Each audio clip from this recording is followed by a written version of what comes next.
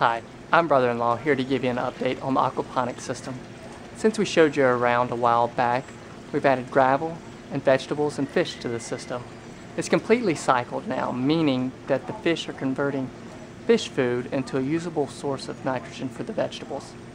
I hope you enjoy. You can see here we've made several upgrades and additions to the system. One most noticeably being a plastic greenhouse constructed around the outside. We've got bent poles on one side and straight boards on the other side. We did this during a week that we had some cold weather and allowed us to plant our tomatoes early and keep the roots of them from dropping below 55 degrees and stunning the growth of the tomatoes. Okay, so let's start where it all begins and ends, in the sump tank. You can see that our water in our sump is brown. That's because we've added seaweed powder to the water. Eventually that seaweed powder will be used up in the system and the water will go clear.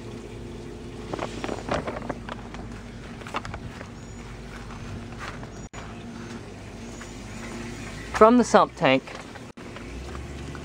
these two sump tanks are hydraulically balanced with the plumbing in the bottom here.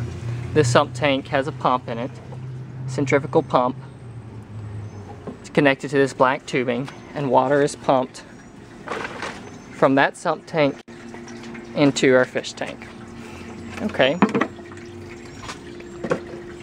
Now the fish tank always keeps a constant height. Water comes in, we've got it set where it sprays on the top of the water to add aeration to the water. The water comes in the top, and then this tube here has a dip tube all the way to the bottom, and so water is picked up from the bottom and it overflows out of this. Right now we've got a net below this to catch solids. Let me show you the fish. I've got a little bit of fish feed here. Well, let me drop this below water level so those bubbles, we won't hear that. Alright, so let's sprinkle. And immediately the fish start eating. We sprinkled a little fish food. And what we have in here is hybrid bluegill. I'm in Louisiana, and the Department of Wildlife and Fisheries has made it very difficult to have tilapia in the state. It's a $25,000 bond, and you have to have yearly certification, inspection, and it's just, they've made it not worth it for homeowners to be in the tilapia business. So, but that's our hybrid bluegill. Okay, so now water's overflowing into our grow bed. It goes through this little net. I clean some solids out about once every 2 days from this. I just rinse that out. So in the bed we've got gravel. This gravel was sourced from Mississippi. It's wash rock pea gravel. I've got several things planted in here. I've got a bell pepper growing here. These are jalapenos. These are blooming. You can see a jalapeno blossom there, and this one's actually already started to form a pepper there. In the back we got tomatoes. It's a little bit of a mess on the tomatoes. The way our greenhouse is, we're trying to take these vines, these cherry tomato vines, sideways out of the system, and then these Roma tomatoes we're going to try to grow up higher.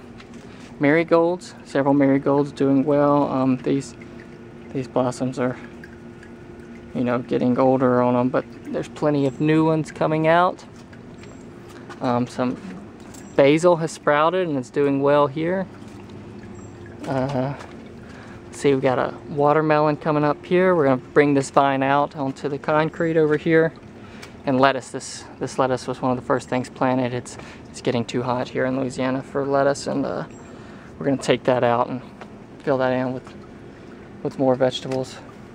Okay, so back to the water level in this. Water overflows here, as we said, and it comes up to about two inches below the surface of the rocks here. So the first 2 inches of this rock is dry.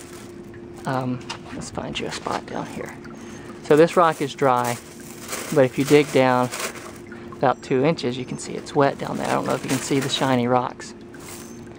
So the water will come up to that height there, and this back here is our drain. So this is hydraulically balanced here. Water in here reaches the same level in this vertical tube here. The level in there is equal to the level in here. But there's a standpipe in here, and we've created a bale siphon. The top is capped, so it's airtight, and this pipe on the bottom goes up in the middle, and water siphons out. And then it comes back into the sump tank, and the cycle starts again.